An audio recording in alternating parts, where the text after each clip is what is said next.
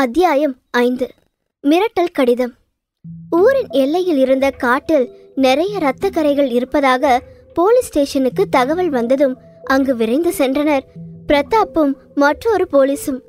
அங்கு இவர்கள் செல்லும் நேரத்திற்கு ஃபாரஸ்ட் அதிகாரிகளும் அங்கு வந்திருந்தனர். அனைவரும் சென்று அந்த இடத்தில் இருந்த இரத்த கரைகளை ஆராய்ந்தனர். ஃபாரஸ்ட் அதிகாரிகள் அவைகளை பார்த்துவிட்டு இது ஏதோ விலங்குகளின் இரத்தமாக இருக்கும் என்று கூறினர். இருந்தாலும் அதை கன்ஃபார்ம் செய்ய அந்த இரத்தக்கரை பரிசோதனை செய்ய வேண்டும் என்று கூறினர். அதை கேட்டுவிட்டு பிரதாப்பும் அங்கிருந்து வந்துவிட்டார். இந்த விஷயத்தை வெகு சாதாரணமாகவே எடுத்துக்கொண்டார். ஒரு கொலையை அஜாக்கிரதையாக கையாள்பவர் இந்த சம்பவம் குறித்தா விசாரிக்க போகிறார். உடன் வந்த போலீஸ் அதிகாரியை அங்கிருந்து ரிப்போர்ட் வாங்கி கொண்டு வரும்படி கூறிவிட்டு அங்கிருந்து சென்று விட்டார். இந்த ஆளுக்கு வேற வேலையே இல்லை, எப்ப பாரு எல்லாத்தையும் என் தலையில தான் கட்டுவான். முருகன் புலம்பிக் கொண்டே அங்கிருந்த ஃபாரஸ்ட் அதிகாரியிடம் சென்றான். சார், இந்த ரிப்போர்ட் எப்போதான் சார் கிடைக்கும்? நாளைக்கு காலையில் வந்துடும் சார், நீங்கள் அப்போ வந்து வாங்கிக்கோங்க. இல்லை சார், அந்த ஆள் கத்துவான், நான் இருந்து வாங்கிட்டு போகிறேன்.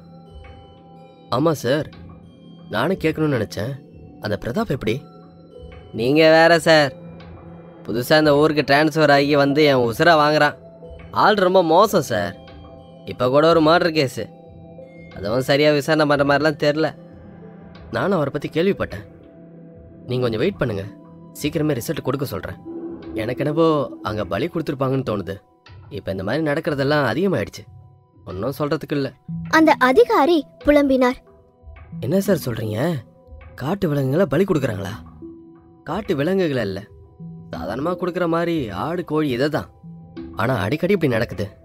இதெல்லாம் காட்டுக்குள்ளே இருக்கிற மலைவாழ் மக்களோட சடங்குன்றதுனால எங்களால் அதில் தலையிட முடியல என்று விளக்கினார். சரிங்க சார், நான் இங்கே ஓரமாக இருக்கேன், பார்த்து கொஞ்சம் சீக்கிரமாக முடிச்சு தர சொல்லுங்க சார் என்று கூறினார். அவரை பார்ப்பதற்கும் பாவமாக தான் இருந்தது. வயதான காலத்தில் இந்த குளிரில் இருந்து வாங்கி கொண்டு வா என்று சொல்லி சென்ற பிரதாப் எப்படிப்பட்ட மனிதன் என்று அந்த அதிகாரி நினைத்தார். அதே நேரம் காட்டுக்குள் ஒரு உருவம் கையில் தீப்பண்டத்துடன் நடந்து வந்தது. ஒரு சிலை முன்பு வந்து நின்றது. அங்கிருந்த பாத்திரத்தில் இருந்த இரத்தத்தை எடுத்து முகம், கை, கால் என்று உடல் முழுவதும் பூசிக்கொண்டது.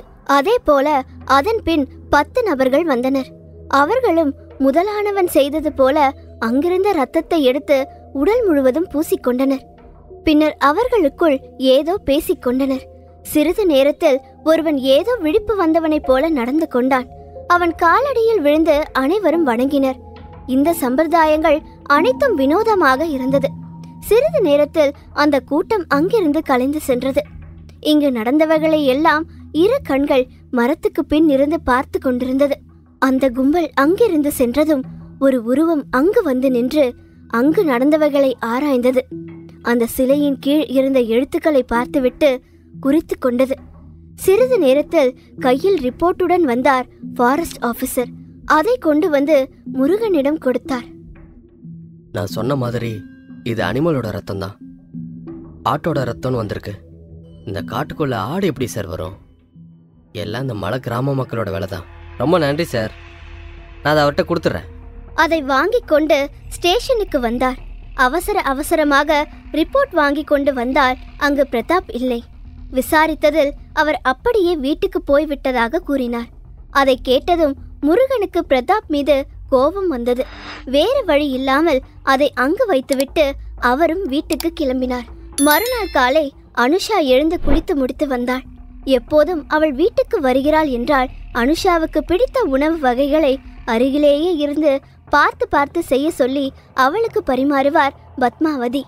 இன்று காலை வழக்கம் போல வந்த அனுஷா அங்கு பத்மாவதி இல்லாததை கண்டு ஒரு கணம் நின்றாள். லாரா அழைத்ததும் சுய நினைவுக்கு வந்தவள் இறங்கி கீழே வந்து டைனிங் டேபிளில் அமர்ந்தாள்.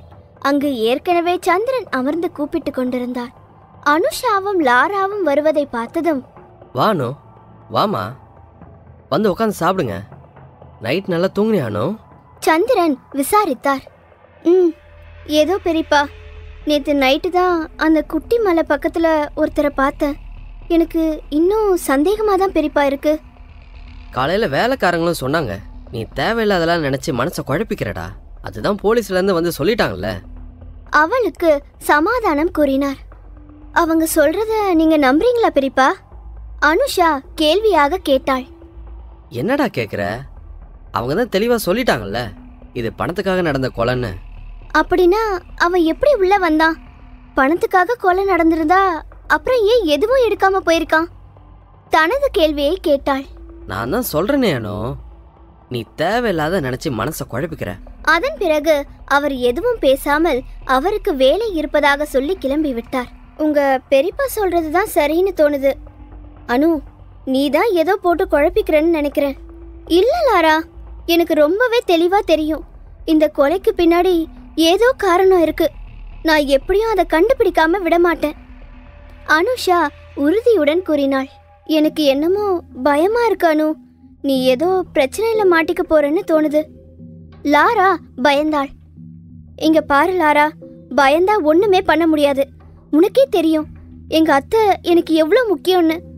அவங்க சாவுக்கான காரணம் எனக்கு தெரிஞ்சே ஆகணும். அது மட்டும் இல்லாம எனக்கு இன்னும் சில சந்தேகம் கூட இருக்கு. இது மட்டும் சரியா இருந்தா இன்னும் பல சந்தேகங்களுக்கு பதில் கிடைக்கும்னு தோணுது லாரா. சாப்பிட்டு முடித்துவிட்டு வெளியே வந்தவர்களை மறைத்து இவர்களது வீட்டு வேலைக்காரர் கடிதம் ஒன்றை கொண்டு வந்து நீட்டினார். என்ன வேலு இது? அனுஷா வந்தவரிடம் விசாரித்தாள். உங்க பேர்ல ஏதோ கடுதாசி வந்திருக்குமா? இன்னைக்கு காலையில தான் வந்து போஸ்ட்மேன் கொடுத்துட்டு போனாரு. இந்தாங்கம்மா. வேலு அதை அனுஷாவிடம் கொடுத்து விட்டு சென்றார். அதை வாங்கி பிரித்து படித்தாள் அனுஷா. அதை படித்தவளுக்கு மேலும் அவளது சந்தேகம் வலு பெற்றது. நிஜமாகவே அந்த கடிதம் அனுஷாவின் பெயரில்தான் வந்திருந்தது. அதை வாங்கி படிக்கும் போதே அனுஷாவுக்கு சந்தேகமாக தான் இருந்தது.